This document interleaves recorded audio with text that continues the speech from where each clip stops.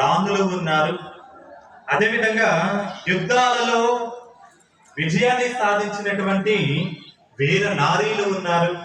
అదేవిధంగా వాళ్ళకి ఇచ్చినటువంటి ప్రొఫెషన్ లోనే రాజ్యాన్ని పరిపాలించినటువంటి రాజులు చాలా మంది ఉన్నారు. ప్రియ సహోదరి సహోదరులారా, కానీ ఎంతో మంది వివిధ స్థానాల్లో ఉన్నా కానీ, పెద్ద పెద్ద స్థానాల్లో ఉన్నా కానీ అద్భుతమైన ప్రణాళికతో దేవుడి చేత ఎన్నిక చేయబడింది.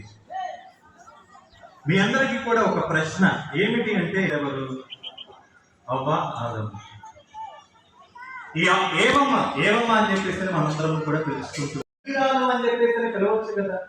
ఎందుకంటే ఆమె శిష్యులో ఉన్నటువంటి తల్లి ఏం చేసింది? తినవద్దన్నటువంటి పండుగ తిని దేవుడికి విరుద్ధంగా పాపమును కట్టుకుంది. కలిగిన ఎంత బాగుండదో కదా అని ఆమె తలంచడం. ఇట్లా అనుకొని ఆమె ఆ చెట్టు పండ్లు కోసి తాను తిని తనతో పాటు ఉన్న తన భర్తకును ఇచ్చెను, అతడును తినెను. ఆ సమస్తానంతటా కూడా సృష్టించిన తర్వాత వాళ్ళ జీవితం చాలా గొప్పగా ఉంది. వాళ్ళిద్దరు మాత్రమే ఉండేవాళ్ళు. సమస్తం మీద వాళ్ళిద్దరికి అధికారం ఉండేది. కానీ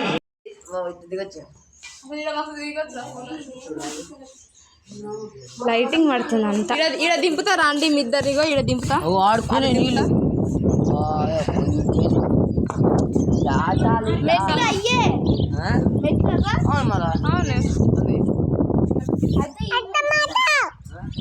చూడండి ఫ్రెండ్స్, ఇదే సాగర్.